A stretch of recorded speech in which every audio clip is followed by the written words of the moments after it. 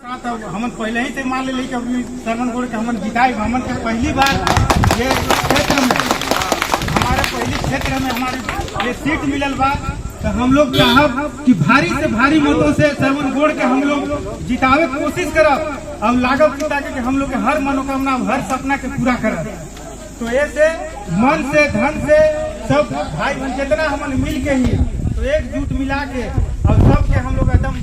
भारी से भारी मतों से एकदम विजय बनाने की कोशिश करा। तो हम सब कोई शामिल है ना आप लोग? तो सरवन गोड़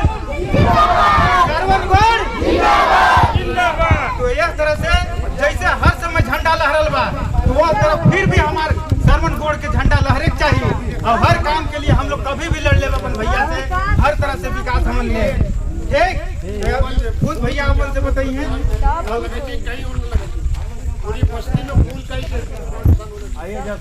एक जून को जो है नानी भी बा दांत लगवा दे बुआ भी बा दादी भी बड़ा सबके तैयारी करेला ना बा 1 तारीख के। अरे हम तैयार है भाई तैयारी करेला ना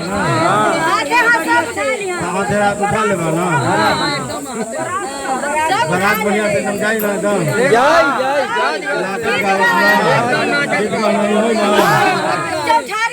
एकदम ना गान बजाना बढ़िया बोले भारत माता की भारत माता की। आज इस जोड़ूखार के पावन भूमि पे इस घसिया बस्ती में हमारे साथ चल के आए हुए भारतीय जनता पार्टी के यशस्वी जिले के पूर्व महामंत्री सुरेंद्र अग्रहरी जी, ब्लॉक प्रमुख प्रतिनिधि राजन चौधरी जी, तेजस्वी चौबे जी, हमारे छोटे भाई नीरज जी, इधर बबलू चौधरी जी,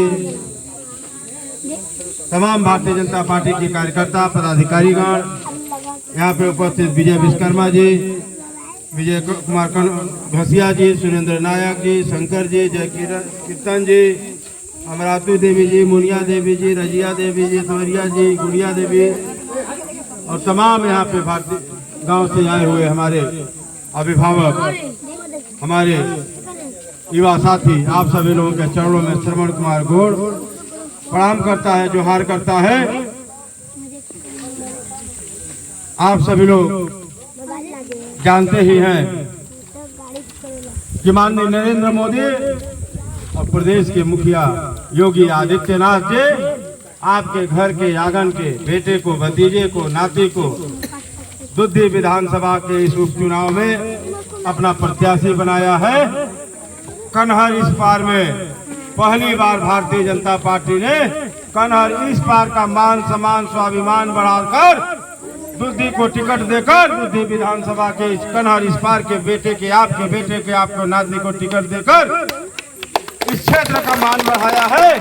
अब हम सभी लोगों का जिम्मेदारी बढ़ गया है। अब इज्जत के सवाल बाबा सही बात।